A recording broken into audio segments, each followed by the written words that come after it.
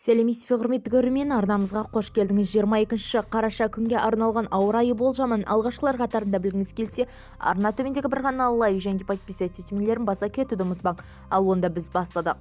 Қазгидроремонт РМК синоптиктері 22 қараша Қазақстанның 19 өңірінде қолайсыз ауа райына байланысты ескерту жасады. Қызылорда облысының орталығында солтүстігінде тұман түседі, жел солтүстіктен шығысқа, шығыстан соғады.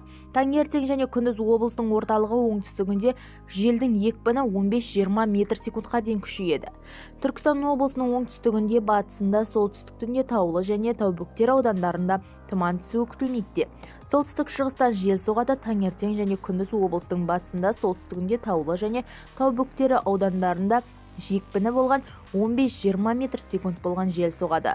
Шымкентте түнде тұман түсіп келіп, солтүстік шығыстан жел соғады. Күндіз екпіні 15-20 метр секундқа жетеді. Бізді тамашалауды жалғастырыңыз. Ең соңғы жаңалықтарды алғашқылар қатарында біле отырыңыз. Сау саламат болыңыз.